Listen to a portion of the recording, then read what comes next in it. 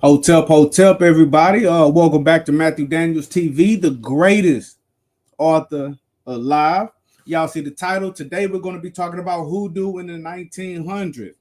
And what I'm going to do with this video, I'm just going to be bringing you guys an interesting story that I found in an old newspaper from 1909, the early 1900s, where it was talking about hoodoo. And so we're going to read through this story together, and I'm going to show you guys what they were saying about the practice um, that we know, the religion, the practice, the spiritual tradition that we call hoodoo today. We're going to be looking at that. So the first thing that I want to do, though, give me just a second, family. I apologize. I'm about to go update the thumbnail. I forgot to do that before I started the video. So if you'll give me just a second, I'm going to go update the thumbnail. Hold on.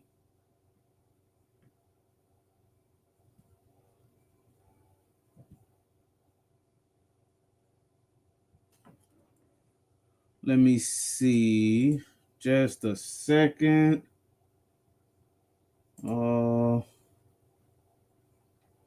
Okay. Sorry about the wait. But this is a real interesting story. And what I want to highlight about this is a lot of people, they seem to believe that um, hoodoo itself, right? It um, it never was widely practiced, or no one ever took it serious. They think that when we say hoodoo, we're talking about something that was always disregarded, always considered as superstitious, always considered as fake. But that's not entirely accurate. Not just the our ancestors who were enslaved on these shores, not only our ancestors who were enslaved on these shores practiced hoodoo and believed in hoodoo. Other individuals did as well. Other individuals in America. You had people from all different walks of life. Remember, even when we talk about Europeans, right? Or quote unquote white people, they were from Britain, they were from France, they were from Portugal, they were from Ireland, they were from Germany, they were from different European nations. And in history, you had individuals from all of these different European nations also believing in hoodoo and believing in the power of hoodoo that our ancestors claimed that they had. And I want you guys to remember something. During this same time, right? Hold on just a second. During this same time, when our ancestors were practicing hoodoo, you had multiple individuals in European nations believing in things that they call superstition now. So it isn't so much as, oh, the European nations or the non-African nations, they were highly sophisticated, and it was only our ancestors who were enslaved who believed in quote unquote superstition. That's not true at all. In some European nations, these individuals used to eat the flesh of mummies because they felt that by eating the flesh of mummies, they could get some type of mystical healing. So, without any further ado, now that I got everything set up, I'm going to get into the story. We're going to read through this story just so I can give you guys the information. So, this newspaper is from the Conway Log Cabin Democrat. That was the name of the newspaper. And this was published October the 18th, 1909. So this was over 100 years ago. It was published in the newspaper, and it's going to highlight someone that they call the Hoodoo Queen. And we're going to talk about what that means. So let's get into the article. They say, in the year 1800, the United States sloop of war, Ganges, came into the port of Philadelphia with two slavers. She had captured, and 150 Negro men and women, entirely naked, were accommodated in Independence Hall, where an appeal was made to citizens to clothe them, to which there was a prompt response. Now, take note, this is a real story. They're saying in the year 1800, remember, slavery or the transportation of slaves from Africa to America was not banned then. So they say that two slave ships came into the port of Philadelphia, and they had 150 of our ancestors, both men and women, and they paraded them through Independence Hall. Independence Hall is in Philadelphia. And they had them all naked, meaning they brought them over in very inhumane conditions, and they were treating them like chattel, like animals. And so the people in Philadelphia caused the uproar and demanded that these 150 Negro men and women be clothed. They didn't, not so much as to bring humanity to them, but they felt that it was disrespectful to have to have to look upon their naked bodies. Okay, so the offense was to the people who had to witness their naked bodies. The offense was not to our ancestors who were naked. Look what they go on to say. These Negroes were chiefly Mandingos, tall, well-formed, and with beautiful bronze skins, prisoners of war to the neighboring tribes who sold them. Among the lot, there were a few Congos. They and their descendants never left Philadelphia, and between the latter and southern Negroes there is an antipathy as strong as death. So when they were bringing our ancestors over here on ships, they kept records of where they were getting them from and the various tribes that they were getting them from. Now, once they got to America, once they got to South America, once they got to the Caribbean islands, and they were sold to the slavers, the slave traders, of course, they lost their identities. Their identities in most cases were not preserved, and they were sold to and fro. They were mated, and they went from plantation to plantation to plantation to plantation. But originally, we know where a lot of our ancestors were coming from.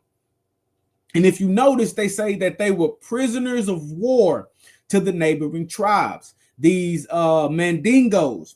So there were tribes in Africa who, when they would go to war with other tribes in Africa, they would take them prisoner, and they would sell the prisoners, the members of the other tribes, to the Europeans. This is a fact of history that we just have to come to terms with. Not all of our ancestors were captured and sold by Africans, but a lot of our ancestors were caught by other Africans, taken captive as prisoners of war by other Africans, and sold to the Europeans. This is just something we have to come to grips with. And he also said that there were a few of our ancestors from the Congo region as well. My ancestors, some of my ancestors, because we are all a mix, come from the Congo. They go on to say, having been for the most part adopted by the members of the Society of Friends, they and their descendants became imbued with the domestic virtues and acquired quite elegant and aristocratic manners. Among them alone, of all the colored population of the United States, is to be found an occasional Negro old maid. So the descendants from those 150 Negro men and women were still in that area, those descendants. And they're going to talk about how those descendants carried on traditions that they learned from their ancestors who came directly from Africa. This is another link, linking hoodoo and conjure directly to the continent of Africa. We know where it came from the official records of our ancestors, from artifacts, from archaeological digs, and from the records of the people who enslaved us. Okay. And so a lot of these individuals, remember, this story is being written in 1909. You have to pay attention to chronology. So that is after the end of the Civil War. So this is this is being written 109 years after the 150 Negro men and women came over in 1800. So this is after the end of the Civil War. Freedom has come. These, what they're calling at that time, Negro men and women are now free, but they have carried on a tradition for over a century that they received from their ancestors that were brought here in slavery to the shores of Pennsylvania. And that tradition that their ancestors gave them, they got from Africa itself. Watch this.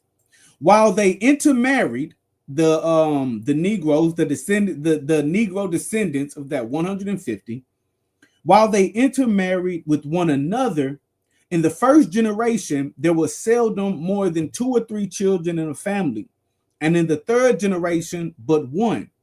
Though not church people, as are the majority of the colored race, they have mild festivities in their own circle and a sort of community of feeling that induces them to take care of their old or sick. But the most remarkable characteristic is that some of them possess the art of the hoodoo. So by 1909, the majority of our ancestors have been converted to Christianity, but they're saying that this group who are in this area are still preserving. They haven't been converted to Christianity. They're not a church-going people, but they have preserved this what we're calling hoodoo, this religion or this spiritual system that came from their ancestors in Africa. But there's also, we can see that there's also an understanding that there is a morality that is associated with what has been passed down, a morality that does not come from Christianity, because they say that they have festivities, they have a community or a communal engagement with one another, where they take care of their old, they take care of their sick, and they possess the art of hoodoo.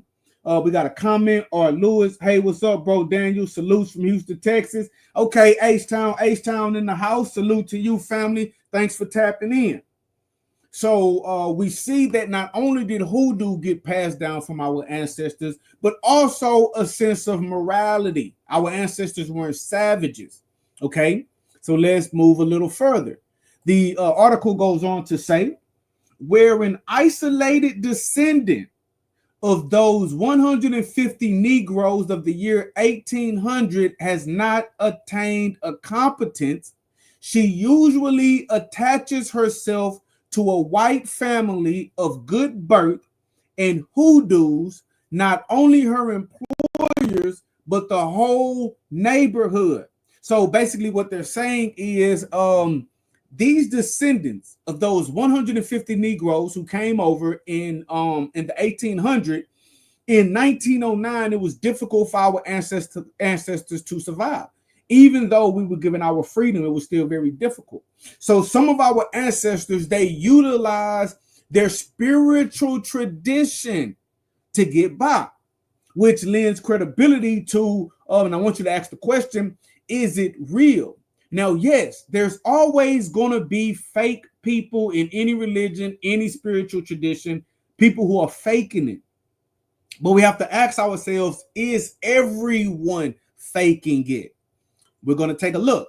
So they're saying that they're reporting on instances of descendants from that 150 who doing successful white families in the neighborhood to get by.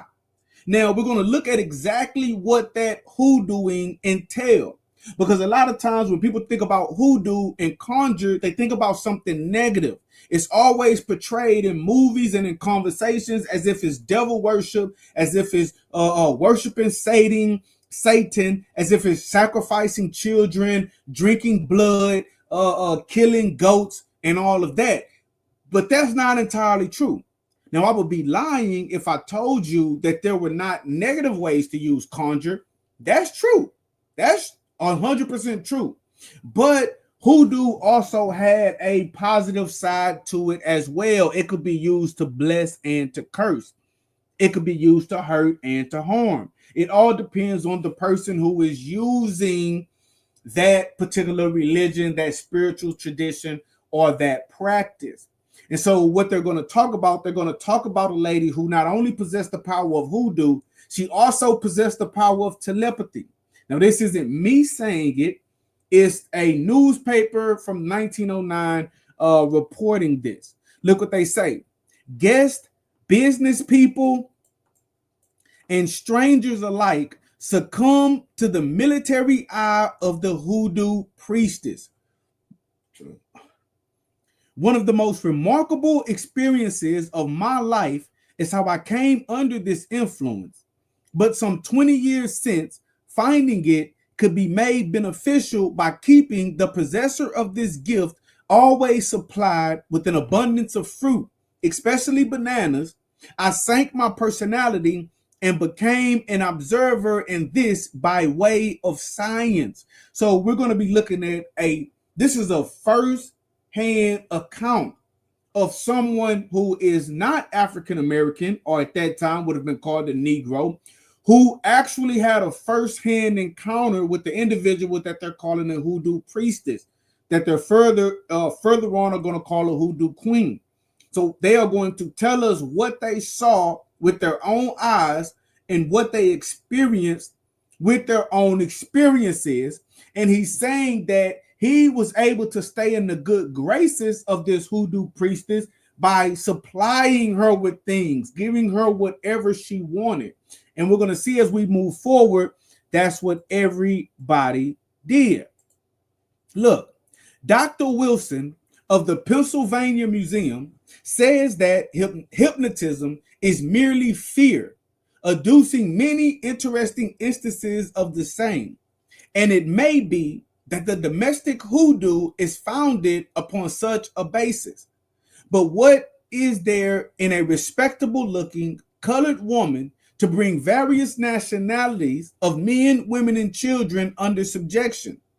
Even a horse, maliciously nibbling a tree on the front pavement, listening to the mantra she produced against his race, trotted off instantly and apparently warned all other horses, since no second one has attempted a trespass. So this hoodoo priestess or hoodoo queen is being examined by a Dr. Wilson of Pennsylvania. And he's assuming that it's a theory that maybe what she's doing is similar to hypnotism. Maybe she is able to control people by hypnotics, as opposed to saying that it is hoodoo or some power that has been passed down, some knowledge of spirituality that has been passed down to her from Africa. Perhaps it is hypnotism. Perhaps she is hypnotizing people to get them to do what she wants them to do. He's looking for an explanation.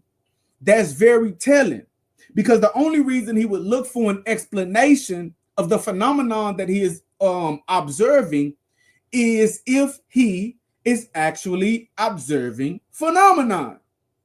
You get it? No one tries to explain something that isn't happening. The scientists, when they observe something taking place in nature, they look for an explanation. They do not look for an explanation for something that is not taking place in nature.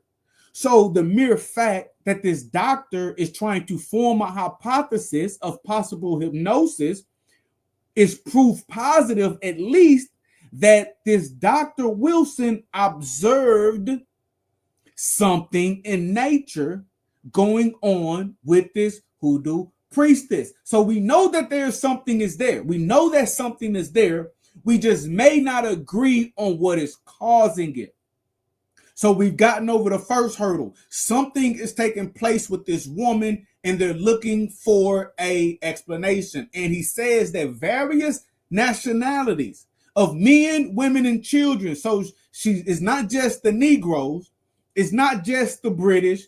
It's not, they're Americans at this time, but America's a melting pot. It's not just the English. It's not just the British. It's not just the French. It's not just the Irish. It's not just the German. It's not just the men. It's not just the women. It's not just the children. She seems to be able to control anybody, even animals. Even animals. She repeated some mantra to a horse that was nibbling on a tree on the front pavement in front of her home. She said some words to him. He immediately trotted off, and they're assuming he warned the other horses in the area because no other horse would come and nibble from the fruit of that tree in front of her home after she gave this mantra. Now, this idea of a mantra goes all the way back to ancient Egypt. They call it Heka. They call it words of power. Words have spells. You even see the concept when they talk about, you see on TV, a witch, what they call a witch, or somebody practicing Wicca. They will get various ingredients, throw it into a pot, the pot start boiling, and they'll say, double, toil and trouble. They will say specific words, abracadabra. The magician has a phrase or a set of phrases. The person who's working magic, the person who's working witchcraft, the person who's working sorcery, the person who's working hoodoo. Now, don't let the terminology that I'm using fool you. There have been negative connotations attached to certain words, so you will not look to it for any type of help or power.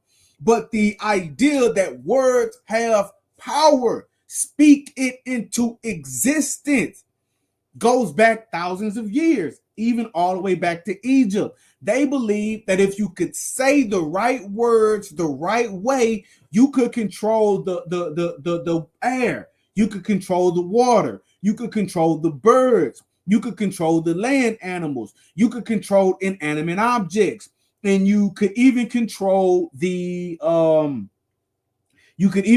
control other people. Look in the Bible. What was one of the things that Jesus said? If you have the faith the size of a mustard seed, you could say to the mountain, remove from your place and go somewhere else, and even the mountain will obey you. If you say something the right way, believing in your heart that it will be done, there's nothing the mountain can do but obey. So they're saying that this ancient power this woman wielded.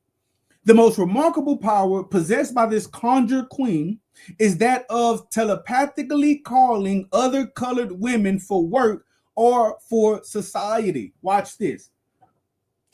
Excuse me. Often, quite early in the morning, she will announce, I feel languid. Languid is like tired, lethargic, don't want to do anything. I feel languid, cannot work today, but will call Hannah. Then to the dog, she would say to the dog, go out and stay in the yard so you can tell me when Hannah comes. So she wakes up in the morning, she feels tired, she doesn't want to work. She say, you know what? I'm going to get Hannah to come over here and do the work for me. There's no telephone. She's not calling Hannah on the telephone.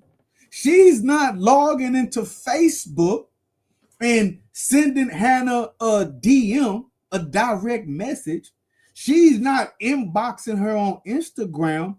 She's putting this out into what we call the ethers. She's putting this out into the air. She's using whatever she's using. She's saying it. She's putting it out there, and it's reaching Hannah some kind of way. Now, I can't explain it, but just like, hey, like I said, I can get on my phone, Y'all can use technology. I can inbox anybody listening to the sound of my voice if I have your Facebook or friends on Facebook. I can send you a message right now. I can pick up my phone, dial a number, call you right now. And someone would say, "Oh, that's different. Yeah, you using the technology. The technology can make it happen." Well, apparently, there is some process to where information can travel long distances through the sky, through the air, and reach someone on the other side of the planet. If technology can do it, who's to say that human capacity can't do it, or even animals? Who'd say animals can't do it? But let's watch what happens. She wakes up. She says she's going to call Hannah. Then she gives an order to the dog. Go out and stay in the yard so you can tell me when Hannah comes. So she talks to the dog. The dog obeys. And in a few moments, loud barking indicates that Hannah is at the gate. After another little nap, the edict goes forth. So this doctor is observing this. He's telling us what he's observing. He's watching her to try to figure out the nature of her power. Think about this. It's like a scientific experiment dealing with hoodoo right before our very eyes. That's what I'm showing you guys, a scientific experiment documented in 1909.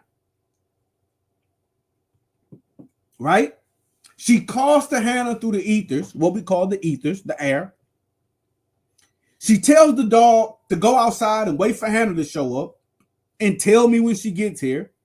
And later, Hannah shows up. When Hannah shows up, the dog starts barking like the dog knows. I'm looking for Hannah. Here go Hannah. The dog and Hannah from a distance obeys the command.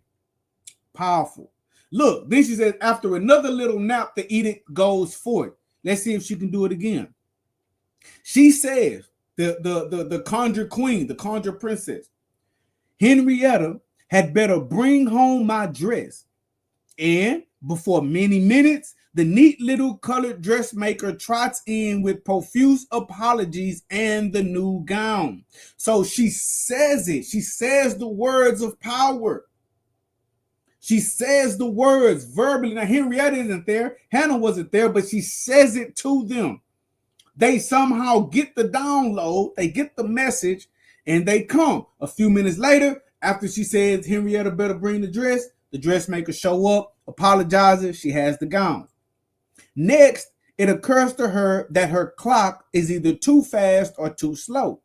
So she goes to the fence and summons the householder on the other side to regulate it for her, which he agrees to do with the greatest politeness. I had so often seen the clock go over the back fence that once I ventured to ask if Mr. Moss were a clockmaker. Oh no, said the conjure queen. He only fixes clocks for me. Don't you ever pay him? Pay him, she snorted and gave a withering glance before which I fled. So anytime her clock gets broke, she commands the man next door to fix it. Now, the man next door isn't even a clockmaker. He does it because she has worked the hoodoo on him, and she never pays him. So this is an instance of she has spoken to Henrietta, she has spoken to the dog, and she has spoken to, Hannah. She's spoken to Hannah and Henrietta telepathically. She's spoken to the dog, and telepathically, she has called for her neighbor to come and fix her clock. Something that happens over and over again, it can't be a coincidence. Look, on a sharp winter morning, she announced, the pipes are frozen, and I am having water carried in. From across the alley came a line of boys, girls, and an Italian woman bringing up the rear with pitchers, buckets, and jugs. Maddie, the conjurer, stood with her hands folded and her head thrown back, marshaling them with her military eye. All bowed profoundly as she closed the gate on them after their services. So again, she's using words of power. It's a winter morning. Her pipes get froze. We've all been in that situation. So what does she do? She speaks the words. My pipes are frozen and I am having water carried in. At the moment, no one's carrying it in, but it's the same concept. Think about it. Uh, you have to speak things into existence. Say what you want as if it's already in, fully believing and doubting nothing, and it shall be yours. Most people just don't know how to tap in to get over that doubt, to get over even thinking how embarrassing I look, or somebody's going to think I'm crazy. You may even try it, but you still have that essence of doubt in your mind, like this isn't really going to work. And that doubt that this isn't really going to work is what keeps it from working, is the idea. So she says the pipes are frozen. I am having water carried in, and young boys and young girls, and this is not a Negro, an Italian woman comes bringing up buckets, pitchers, and jugs of water. She stands there with her arms folded, watches them. They bring in what she wants. They leave. She locked the door behind them, locked the gate. She is a tall woman. In summer or winter, always dresses in white, which is to say, wears a voluminous white apron completely covering her skirt and white handkerchief crossed over her breast, the whole surmounted by a white cap. So she's dressed all in white. That has to have some type of symbolic meaning to it, although the article doesn't explain it, but that is obviously symbolic. She's wearing that for a reason. And mind you, she's tall. Now remember, she's a descendant of those 150 Negroes that came in the 1800s. Remember what they said about them. Look, these Negroes were chiefly Mandingos, tall, well-formed, and with beautiful bronze skins. So now I'm not saying her height is, directly tied to the height of those Mandingos, but she is their descendant. So I think it's interesting that they included that description, and we can find that description linked all the way back to her ancestors from the 1800s. Hardly had she solved the water problem when some carts arrived with coal from the mines, and these having no chutes. The question was how the coal was to get got into the cellar. Voicing this anxiety, Maddie waved me indoors. Drive up, son, she commanded, and fearing he was an Irishman and might brain her with his shovel, I retreated to a parlor window, whence I saw the cart drivers shoveling all the loads across the wide pavement and doing various other services which were certainly not in the contract. I had long observed the market people, grocers, etc., would never differ with her, even when they were right and she had been mistaken. In asking one with whom I was friendly why this was, he said, "Oh, there is no use in making her mad. She is queen." Look like that may say queer, but I believe that's queen because later on and in other places they call her the conjure queen. Don't want to make her mad because of what she can do to them. So we see all across society in the neighborhood, she has total control over these people. Young, old, white, black, alike. Even the animals, dog and horses have been named. You see? And this power is claimed to be hoodoo. And what's also interesting about this is you got to think about it. In 1909, our ancestors didn't have much rank, much pull. Some of our ancestors had what could be equated to power, money, etc., etc., but she had none of that. All she had was the knowledge that her ancestors passed down. But her being called the conjure queen or the hoodoo queen, that is important Not necessarily something that I can break down right here in this video. It'll take me off. But that's the person, let's say, if there's somebody practicing hoodoo, there is a community of individuals practicing hoodoo. Remember, they said that it was a community of these descendants, and they weren't Christians. They weren't into Christianity. They were into their own thing. So if they're calling her a hoodoo priestess, if they're calling her the conjure queen or the hoodoo queen, she is basically like the for lack of a better term, she's the leader of this community at this time. In Africa, patriarchy is real, but matriarchy was real as well.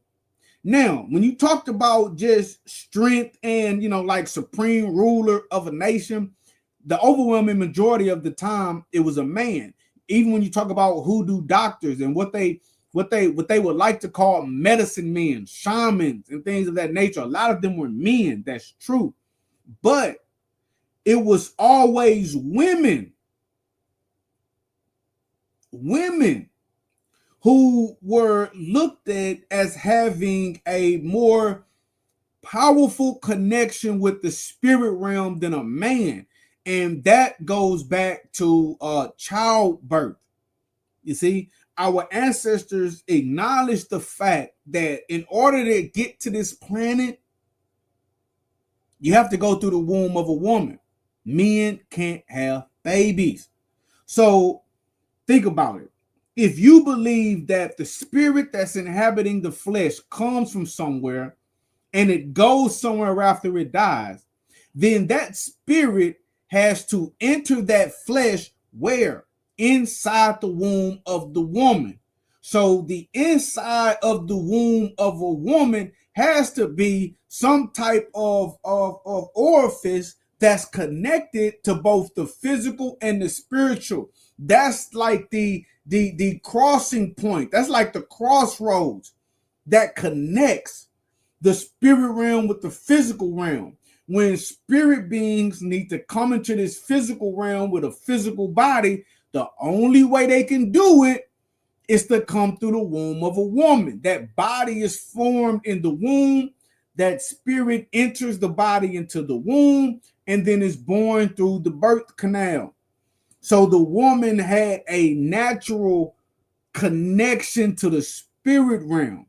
So obviously, she was more powerful. That's why when you look at the oldest statues, they'll call them gods and goddesses, but if there's no writing associated with it, they're freestyling. But some of the oldest statues created of humans, they're women. They're women. And a lot of times they are what we would call today overweight women. You see? But it's not so much as being overweight. That's not it. It's having the appearance of being fertile, able to bear children, have children. You couldn't go to the store and buy Similac and Infamil and all of that. And you have to have the type of frame that could bring multiple spirits into this world. And if you were heavy, obviously you were living good. You were eating. We take eating for granted. Sometimes our ancestors ate once a week. You ate what you could kill and hunt, or what your group could kill and hunt. Now, we could just go to the grocery store. Now we can use our food stamps, go to the grocery store. So to be an overweight woman was a sign of a symbol of spirituality and a more fertile connection to the afterworld or the spiritual realm. You were able to bear children. So look, believing that a happy life consists in a prudent compromise, I ignored many of the mysteries. But one day I saw Maddie walking in the front door with a nicely browned chicken on a plate in her hand. Right? Let's see what that chicken is all about. She says, Maddie tells him, I never cooked on a gas stove before, she remarked, smiling. So I went into Betalia's and made her heat hers up for me. Bedelia was a first-class cook from Ireland. So she's telling us she just walked into this Irish woman's home and told her, hey, heat up your stove. I want to cook a chicken. I never cooked on a gas stove before. So Bedelia was a first-class cook from Ireland. And this was wash day. Yet the conjure queen still lived. It was said that Bedelia was quite weak and nervous. However, it would seem as though this hoodooist can call telepathically nearly everyone she has seen or talked to. One Saturday afternoon, she felt the need of a plumber. Very shortly, a plumber's boy came walking in. He said he would turn the water off and make repairs on Monday. You will fix it now, decided Maddie, and he did, though he lost his half holiday. Now, I'm going to say this real quick. Let me throw this in there. Our ancestors also dealt with spirits. And when you're talking about practicing hoodoo, you're also talking about dealing with spirits. So what they're calling telepathy, and they're saying telepathically, like as if, she said it and her voice carried to the ears of the person. Technically, there could be spirits around her, spirits that she worked with, or spirits she controls through various means. Perhaps she has made minkisi bags. Like our ancestors in Africa, they would make a minkisi. They could make a bag that could harness spiritual power. How so? Now, this spiritual power can be an actual spirit, or it could be the spirit of a deceased conjurer, like a powerful conjurer. Let's say I'm a practitioner of hoodoo, and I'm a powerful hoodoo practitioner. I die. They bury me in the cemetery up the street. If you can find out where I'm buried, dig me up and get some of my bones, and if you know how to work the craft, you can work the craft, use my bone as a connection to me. Use my bone mixed with other elements and the words of power, and you can deal directly with me in the spirit world to where you can ask me to do things for you. And you can, Matt, you can ask me to deliver a message to someone for you. Spirits are real. Ghosts are real. Deceased humans are real. The interaction with them are real. Downloading messages through dreams is real. People don't believe it, but this stuff is real. Now, I don't try to convert anybody to anything. I personally practice a form of Mayat, which I practice it as a form of hoodoo. The two can be blended. Maybe I'll explain that at a later date. But I practice a form of Mayat. I believe in the right way to do a thing. But I also practice ancestor veneration, because in my mind, my granddaddy, my grandmama, I know they existed. I met them. Now they are deceased, they're passed on, but I know for a fact that they're real. You see? Now, I'm not saying I doubt the existence of God. I'm not saying I doubt the existence of spirits. But remember, the amount of faith that you have in a thing determines if it's going to succeed or not. So me personally, I attach my faith to that which is unquestioned in my own mind. I deal directly with grandma, grandpa. So I know my faith is unshakable in whether or not they existed. I don't have to doubt. I don't have to. It really don't even take too much faith. It's a knowing, because I seen them. I talked to them. I remember their voice. I remember the feeling of hugging them holding me, putting me on their knee. I remember.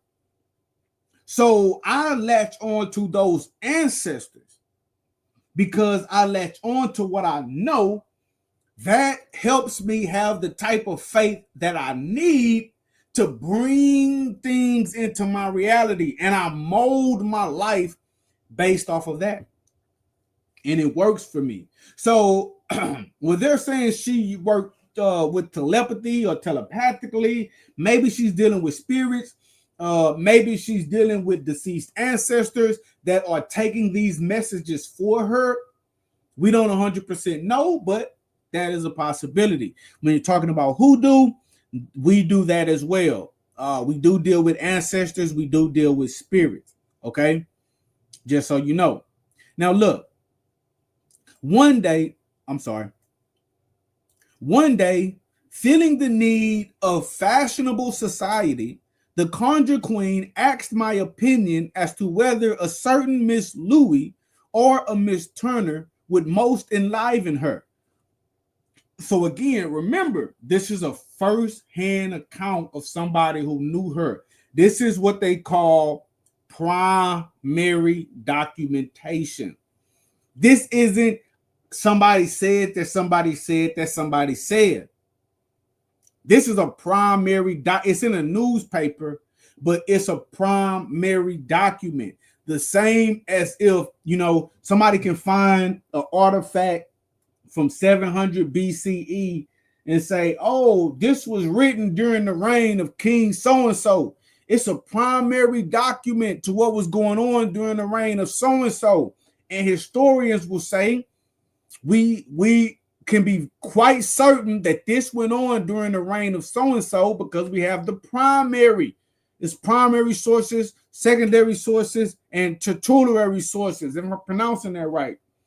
This newspaper article is a primary source because it's it's coming from the person that lived it. Just like if I write a book right now and I say I made a YouTube video on Friday, if I made a YouTube video on Friday, April the 25th, and I said this about the Hoodoo Queen, that's a primary document about what I was doing that day. Primary document, first-hand account. Now check this out. I thought Miss Turner would be the most elegantly attired, but she was at Atlantic City. She'll have more news, so she'll have to come up, decided Maddie. And sure enough, about 7 p.m., Miss Turner arrived in black silk and rhinestones. I heard her say quite excitedly, "What is the matter? You kept calling and calling all afternoon until I just had to drop everything and jump on the 5 o'clock train." So get this. The Hoodoo Queen asked this guy, hey, I want to go out. I want to go out tonight. Who do you think would entertain me better? Miss Louie or Miss Turner? And the guy said, well, I think Miss Turner, but she's in Atlantic City. She's not around. And the Hoodoo Queen says, don't worry about that. Don't worry about that. She'll come. You want Miss Turner? You think Miss Turner? We'll get Miss Turner. I ain't worried about that. And sure enough, by 7 p.m., Miss Turner has arrived. She's dressed in black silk and rhinestones, and she says that she has been being called by Miss Maddie, the Hoodoo Queen, since 5 o'clock. Except long silences with folded hands and bowed head, there are no external indications of this occult power. Though, as a weather prophet, she is infallible in predictions and has a knowledge of sun, moon, and stars and their movements, which will put a high school graduate to blush. So now he's saying she even can predict the weather.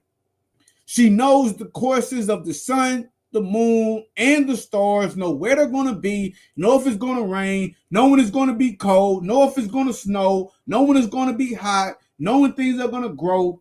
And this information, remember,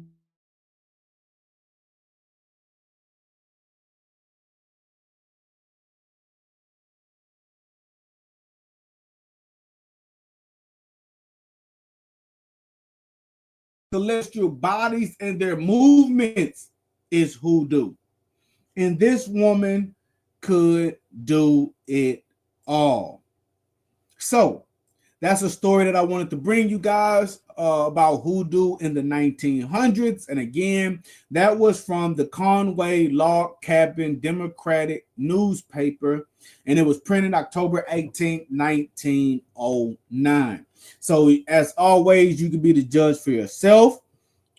Is hoodoo real? Is there anything to it? Is what they were saying accurate? You know, you can choose to believe or not believe. Like I say, that's on you. But the only way to experience it is to fully believe it. And me, like I say, me personally, I practice a form of my art. I try to do things the right way. And I practice a form of hoodoo in the sense of ancestor worship or ancestor veneration. Yes, I believe in a higher power, but I deal with what I know, because the only way to have power spiritually or through a religion is to have faith, you know, and you can only have faith in what you know and don't doubt. So it's always good to latch on to something that you have no doubt about. So I want to thank you guys for watching. Make sure you like, share, and subscribe. Support the platform. I really appreciate it. And you guys have a wonderful, wonderful, wonderful day. I love you guys. I'm out.